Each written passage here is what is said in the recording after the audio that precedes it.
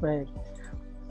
Saya diminta untuk membahas terkait optimasi sumber daya pelagis besar di WPP. Kemudian ada beberapa hal yang ingin saya sampaikan nanti sedikit terkait dengan perikanan Indonesianya, lalu WPP 73 seperti apa, lalu bagaimana cara mengoptimalkan ekonomi pelagis besar di WPP 713 ini secara untuk mendapatkan nilai ekonomi yang besar tanpa melakukan melalui eksploitasi yang besar-besaran seperti itu. Karena ternyata data yang saya dapatkan nanti juga saya akan sampaikan kondisi sumber daya ikan pelagis besar di WP 713 ini sudah lama mengalami overeksploitasi. Baik Bapak Ibu sekalian, saya menyambung apa yang tadi Pak Dr. Lukman sampaikan di awal bahwa Indonesia saat ini menjadi salah satu produsen ikan tangkap kedua terbesar di dunia. Sudah menyalip Peru gitu ya. Peru dulu kedua, sekarang Indonesia yang kedua. Artinya kita juga harus mengambil pelajaran dari Peru. Peru artinya sudah mengalami penurunan produksi. Gitu kan. Ini jangan sampai juga Indonesia di tahun-tahun ke depan akan mengalami hal yang sama. Kalau kita analisis, kalau saya analisis dari tahun 50 sampai 2018 ini kita bagi menjadi 10 tahun gitu ya. Pertumbuhan produksinya ini terus mengalami penurunan itu ya. Bahkan puncak penurunan itu terjadi antara periode tahun 2000 sampai 2009 di mana pertumbuhan produksinya itu rata-rata hanya 2,55% per tahun. Ya. Nah, sedikit mengalami peningkatan lagi pada periode 2010 sampai 2018. Ini tepatnya antara 2015 ke 2018. Nah, memang mungkin ini juga perlu dikaji lebih dalam lagi oleh teman-teman bahwa apakah beberapa tahun 5 tahun ke belakang ini cukup efektif di dalam pelarangan alat tangkap yang rusak, termasuk di dalam moratorium kapal perizinan kapal asing gitu kan. Nah ini juga perlu dikaji gitu kan. Karena secara pertumbuhan produksi di dalam periode 2010-2018 ini ada suatu peningkatan gitu kan.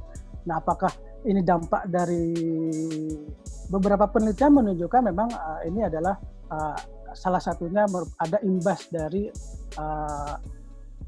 pelarangan dari alat tangkap yang merusak dan moratorium perizinan kapal asing.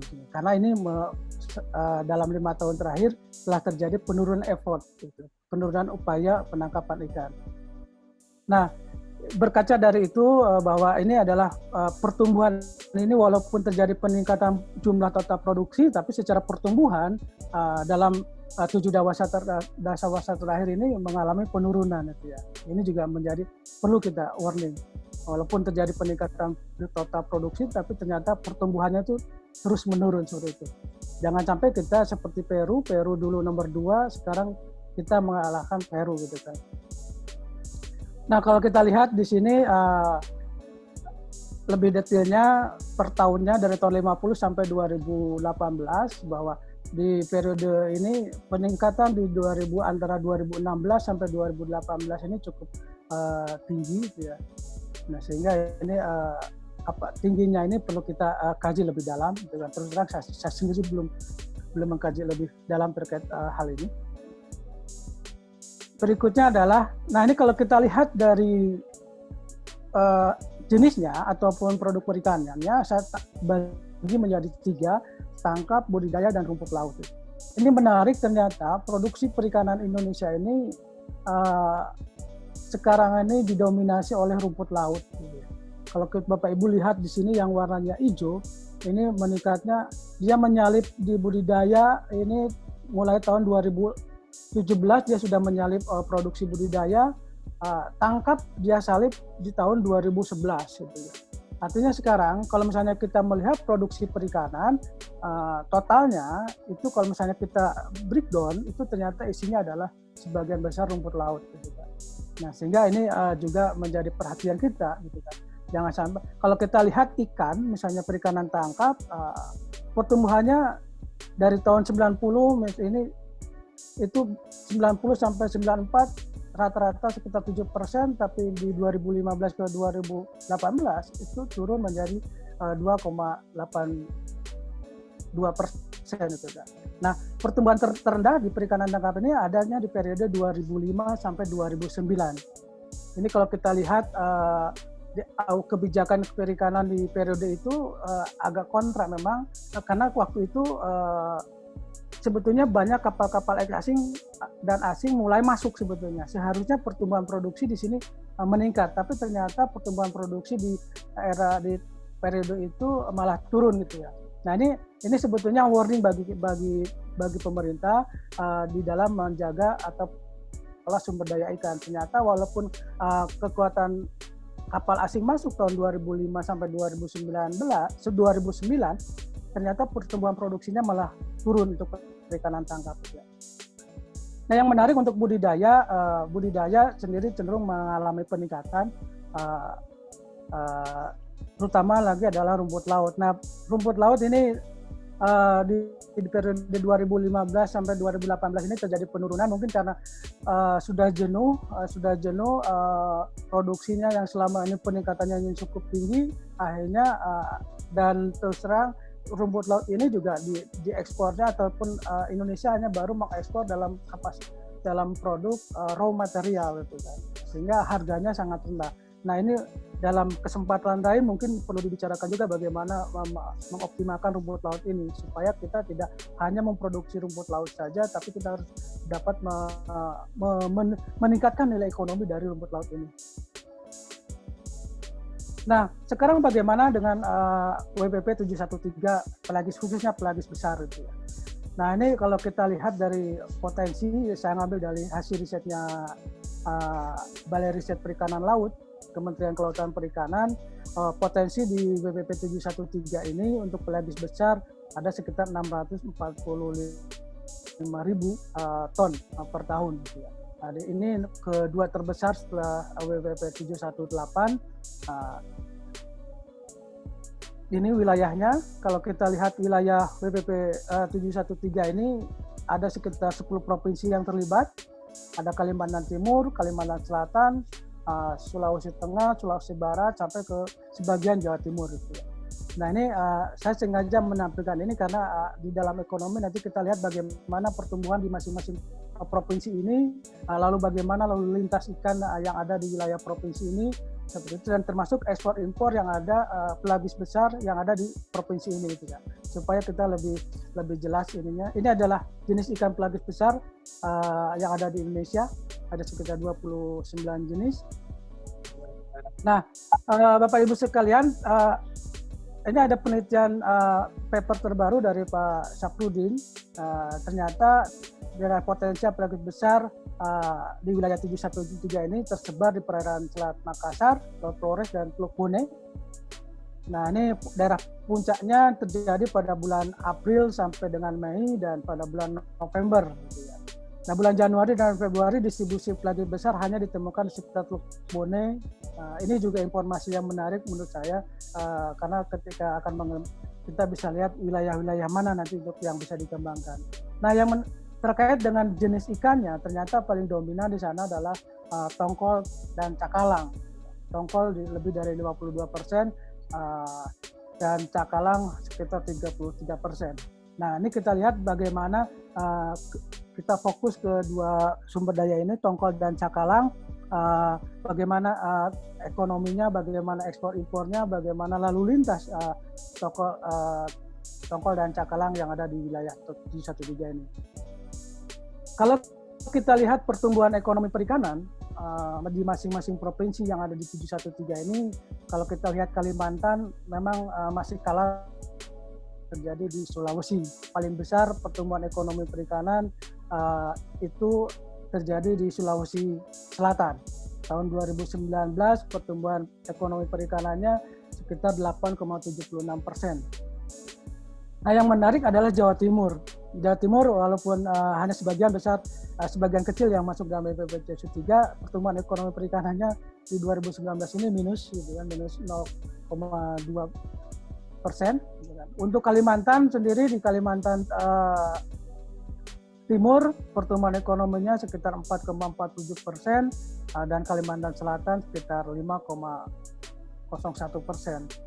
Artinya kalau misalnya kita lihat dari peta pertumbuhan ekonomi ini, kelihatannya pusat ekonomi perikanan di WPP 713 ini masih berada di wilayah Sulawesi, khususnya Sulawesi Selatan dan Sulawesi Barat.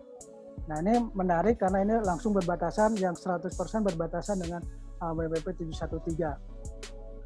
Seperti itu. Nah, artinya kalau misalnya kita Kalimantan Timur ini menjadi ibu kota baru, saya kira seyogyanya harus perlu untuk meningkatkan pertumbuhan ekonomi ini. Gitu kan. Nah, ini bagaimana caranya dengan 71 dengan pelagis besar ini, dengan kondisi sumber daya yang terus menurun itu. Nah, share ternyata share sektor perikanan terhadap PDRB harga konstan 2010 di ini PDRB tahun 2019. Sulawesi Tenggara paling besar. Sulawesi Tenggara ini cuman Sulawesi Tenggara ini karena sedikit yang masuk ke WPP 713 tidak mencerminkan 713 sebetulnya karena lebih banyak ke wilayah lainnya. Tapi yang menarik adalah Sulawesi Barat dan Sulawesi Selatan. Ini share sektor perikanan terhadap PDRB-nya cukup tinggi, itu kan, 7 dan 9%, itu kan. Artinya lumayan dibanding dengan wilayah lain, itu kan, yang Kalimantan Timur hanya 1%, itu kan, 1,4%. Nah, artinya aktivitas perikanan, sektor perikanan di Sulawesi Barat ini jauh lebih tinggi share-nya terhadap wilayah. Nah, ini Jawa Timur juga walaupun tadi nilai PDRB-nya tinggi, tapi ternyata share terhadap total PDRB-nya rendah. Berbeda dengan Sulawesi Selatan, Sulawesi Barat. Ini adalah provinsi di wilayah WPP 713 yang sangat tergantung kepada perikanan. Nah,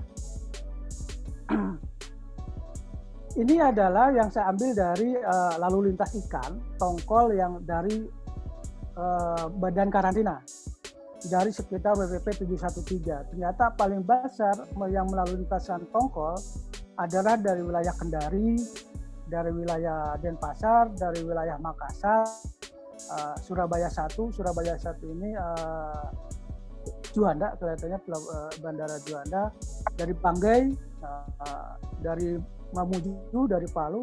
Tapi yang kita lihat yang berbatasan langsung dengan WPP 113 saya kira lebih dominan yang dari Makassar. Kendari kan bukan 713. Nah, artinya di Makassar ini lalu lintas tongkol ini tahun 2019 ini cukup tinggi, gitu kan. Untuk 2019 ini ada sekitar 2.780 ton. Nah, ini dilalu lintaskan kemana saja. Ini menarik ya, kita bisa lihat bahwa dari Makassar ternyata 93,66% itu dilalu lintaskan ke Jakarta, ke Tanjung Priuk. Gitu.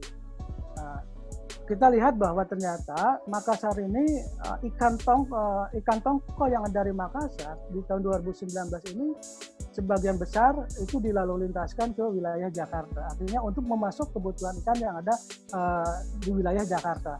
Ini menarik, ini penting untuk kita petakan sehingga kita tahu ikan yang ada di Jakarta ini dari mana saja. Ternyata ikan tongkol yang masuk ke Jakarta itu banyak juga, itu kan, dari Makassar, dari Denpasar, dari Banggai 82% ikan tongkol dari Banggai masuk Jakarta.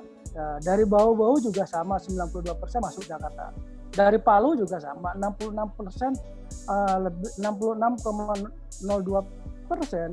ikan tongkol dari Palu itu didistribusikan ke wilayah Jakarta. Artinya dari segi pasar, Jakarta ini merupakan salah satu tujuan utama dari ikan tongkol yang ada di wilayah 713. Kita lihat ikan cakalang. Tadi tongkol pertama dominannya, yang kedua adalah cakalang. Cakalang ini banyak juga hampir dari Denpasar, dari Kendari, Kupang, dan dari Makassar. Nah, kita lihat dari Makassar, dia dilalu lintaskannya kemana, gitu kan. Dari Makassar ternyata juga sebagian besar masuk ke wilayah Jakarta juga. Artinya untuk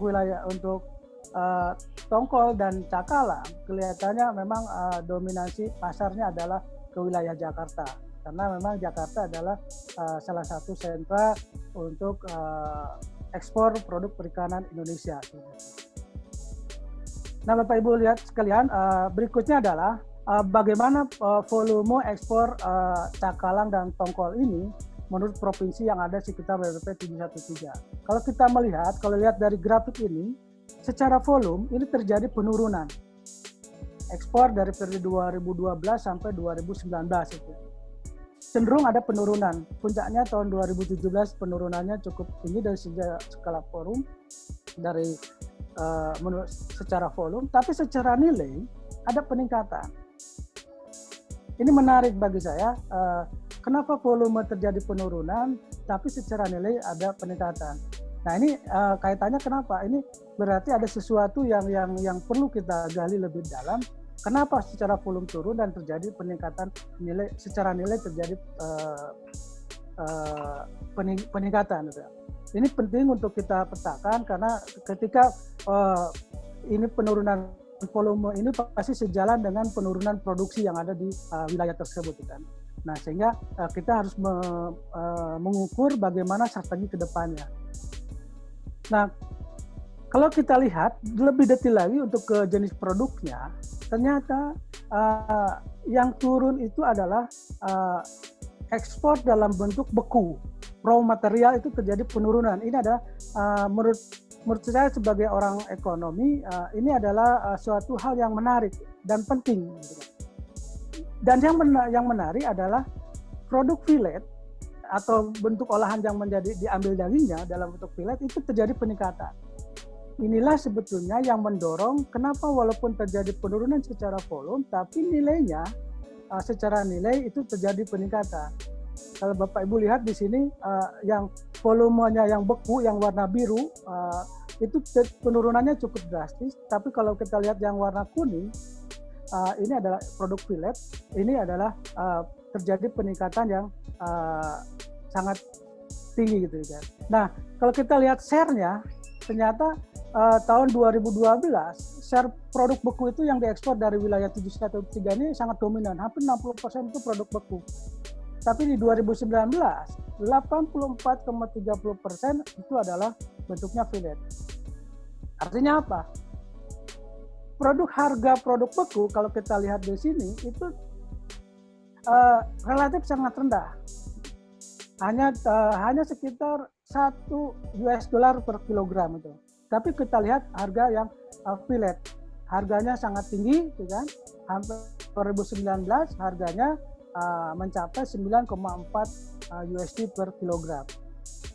Inilah yang menjadi jawaban kenapa volumenya turun tapi nilainya naik, karena ada perubahan produk yang diekspor dari wilayah 713 dari beku menjadi filet. Ini adalah menurut saya ini adalah suatu prestasi yang cukup besar.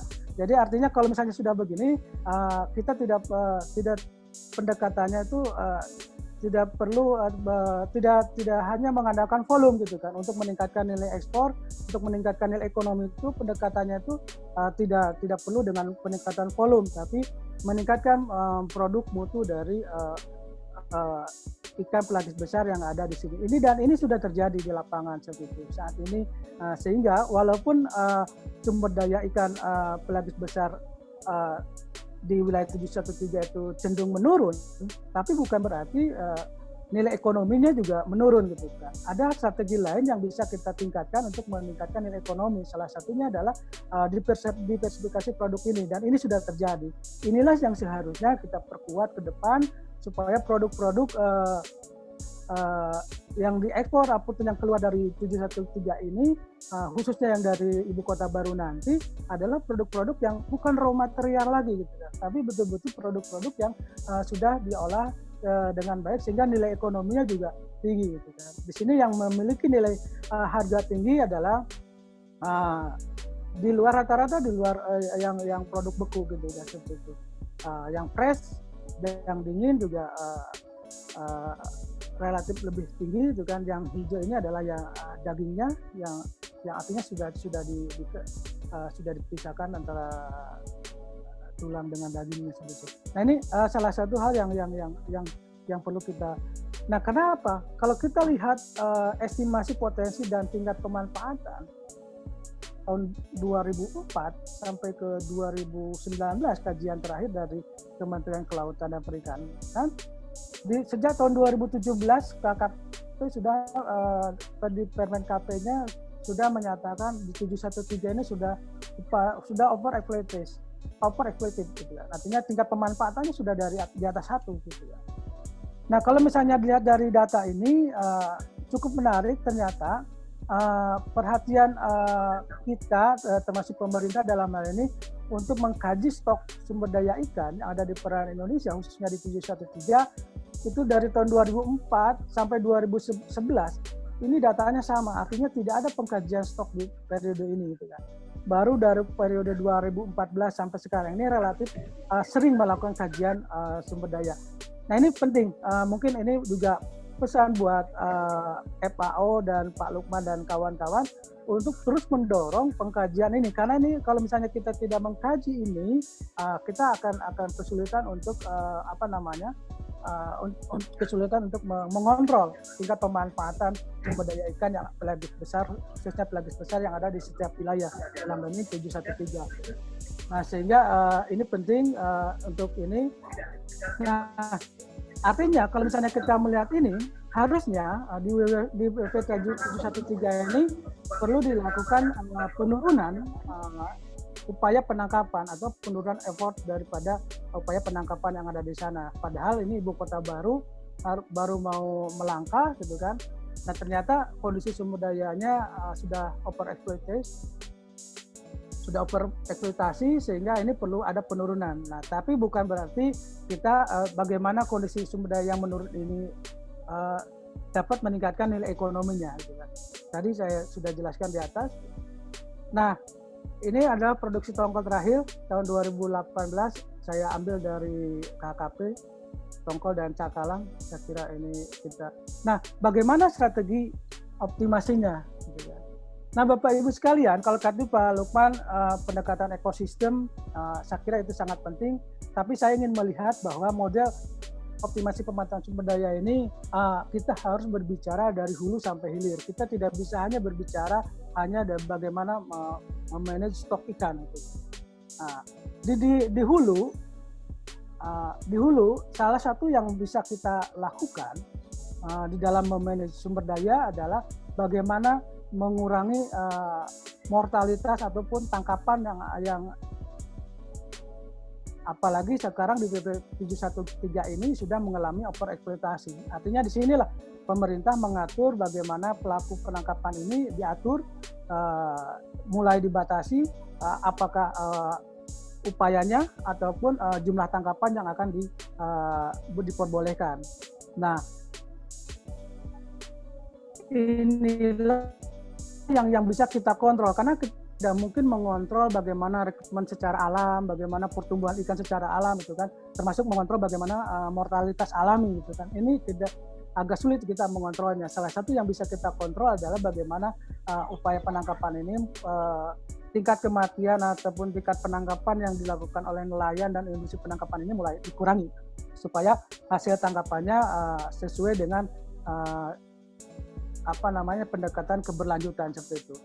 Nah, lalu di tingkat industri, di tingkat konsumen, bagaimana pemerintah bisa menjamin ketersediaan bahan baku untuk industri pengolahan yang ada di sekitar WPP 713, termasuk bagaimana ketersediaan ikan yang dikonsumsi oleh masyarakat di sekitar 713. Nah, termasuk bagaimana melakukan pengaturan terkait ikan yang boleh diimpor masuk ke Indonesia, termasuk ikan yang ketika dalam hal ekspor impor. Artinya kebijakan antara dari hulu bagaimana melakukan pengelolaan sumber dayanya dan bagaimana dari segi pasarnya ini harus diklopkan.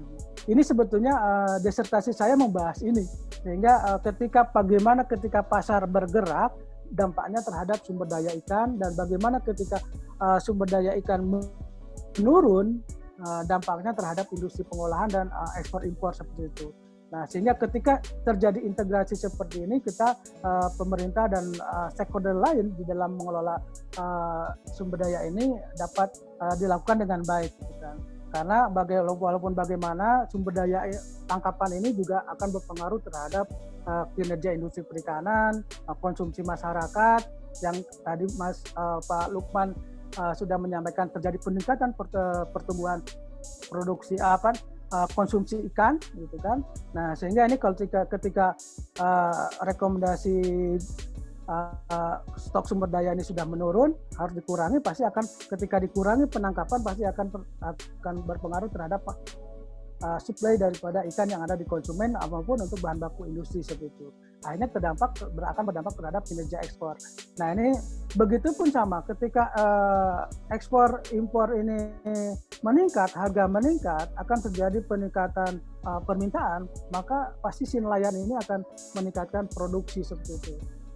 Nah, ini adalah hal-hal yang dari manajemennya di WPP 713 ini harus dari hulu sampai hilir. Tidak bisa kita berbicara tentang hulunya saja, ikannya saja, tapi pasarnya tidak kita perhatikan. Begitupun sama, tidak bisa kita hanya berbicara pasar saja, sumber dayanya tidak kita perhatikan seperti itu. Sehingga di WPP 713 ini saya harapkan integrasi antara hulu sampai hilir ini dapat berjalan dengan baik. Secara teori, karena di sini banyak akademisi, saya ingin mengulang saja bahwa memang secara teori bioekonomi kita harus mendorong dari upaya open access menuju upaya yang maksimum economical gitu ya. Nah, di 713 ini tingkat pemanfaatannya ini harus, kalau kita lihat hasil riset terakhir dari Balai Riset Lautnya KKP, sudah saatnya kita mendorong ke wilayah effort yang maksimum. Untuk apa? Untuk menyelamatkan stok sumber daya ikan yang ada di 713 dan menjamin keberlanjutan daripada penangkapan ikan sumber daya pelagiat besar yang ada di wilayah 713. Nah, ini kalau kita simulasikan bagaimana dampak penurunan upaya penangkapan ini terhadap ekonomi dan sosial, secara teori ini akan berdampak ketika kalau misalnya ini kondisinya sekarang karena sudah over eksploitasi ada di titik ini di mana V sama dengan 0, gitu kan. Sehingga ini direkomendasikan untuk penurunan upaya penangkapan dari open access ke penurunan ke maksimum ekonomi ya. Maka itu secara sosial dan ekonomi pasti akan berdampak pada penurunan jumlah nelayan, jumlah ABK, welfare pun akan terjadi penurunan, gitu kan. Nah, inilah yang harus kita antisipasi supaya secara jangka pendek pemerintah pun, baik pemerintah pusat maupun daerah, termasuk lembaga-lembaga lainnya, perlu ada suatu program bagaimana aktivitas di luar penangkapan untuk nelayan seperti itu. Nah, sehingga kita ketika menghentikan ataupun penurunan jumlah effort, maka kita sudah mengantisipasi terlebih dahulu. Secara teori sudah kita bisa petakan apa saja yang akan terdampak, gitu kan. Ini ketika terjadi upaya penurunan upaya penangkapan. Secara teori akan terjadi penurunan jumlah nelayan, jumlah ABK, dan welfare. Nah, lalu bagaimana misalnya yang diturunkan adalah jumlah tangkapannya, gitu kan. Jumlah tangkapan yang diturunkan. Ini hasil riset saya ini bukan di 713 tapi secara nasional untuk cakalang ini ternyata ketika kuotanya diturunkan untuk penangkapan ini akan berdampak terhadap pertama aktivitas industri pengolahan akan turun, gitu kan. Paling besar itu penurunannya karena bahan ikan cakalang ini sangat dibutuhkan industri untuk sebagai bahan baku. Lalu peningkatan harga cakalang di tingkat produsen itu ya. Nah, ini kalau kita lihat secara nasional juga ini terjadi, gitu kan. Ini hasil disertasi saya, saya gambarkan ini sehingga sangat penting ketika kita akan mengeluarkan kebijakan ini, dampak yang akan terjadi itu bisa kita prediksi secara baik. Bapak Ibu sekalian, dalam hal ini terakhir ingin saya rekomendasikan bahwa setelah kita melihat tadi data mulai dari produksi, lalu bagaimana kinerja ekonominya, bahwa ternyata untuk meningkatkan nilai ekonomi itu saat ini tidak mesti harus meningkatkan volume gitu ya, volume produksi. Sehingga saya mendorong supaya ada perubahan paradigma dari pengelola pembangunan ekonomi pelagi besar di ibu kota baru ini, dari pendekatan volume menjadi pendekatan kualitas, gitu kan. Dari pendekatan tadi, kalau misalnya kita lihat dari jenis produknya, jangan sampai kita mengekspor dalam bentuk beku, karena ketika bentuk beku yang kita ekspor, maka mau tidak mau peningkatan volume produksi dibesar-besarkan, gitu kan. Sementara di satu sisi sumber daya sudah mulai turun, bahkan sudah overeksploitasi. Makanya kita harus mendorong adanya perubahan kualitas. Di lapangan sudah terjadi. Sekarang ini ada peningkatan produk fillet, artinya yang memiliki nilai yang cukup besar. Nah, ini kalau misalnya kita lakukan untuk sumber daya jenis lainnya juga, ini akan meningkatkan nilai ekonomi. Di satu sisi ekonomi akan meningkat dengan tanpa meningkatkan laju peningkatan volume produksi. Berikutnya tadi yang kedua adalah meningkatkan nilai ekspor produk dari perubahan dari beku ke fillet, artinya ini harus kita seiring dengan harus bagaimana meningkatkan sumber daya manusia yang ada di sana, bagaimana mulai dari handlingnya, mulai dari menangkapnya secara baik, handlingnya, bagaimana penanganan ketika di pasca tangkap segala macam, sehingga ekspor produk perikanan ini dapat terjaga dengan baik. Nah, lalu ketika kita akan menerapkan pengurangan ataupun moratorium dari upaya penangkapan, ini perlu kita antisipasi dampaknya yang sudah saya gambarkan tadi, bahwa secara teori dampaknya akan berdampak terhadap sosial dan ekonomi, gitu. Sehingga kita harus meminimalisir dampak negatif itu, khususnya untuk para nelayan, unit pengolahan ikan, dan para ABK. Saya kira mungkin itu sebagai pemicu diskusi pada pagi hari ini. Terima kasih. Assalamualaikum warahmatullahi wabarakatuh.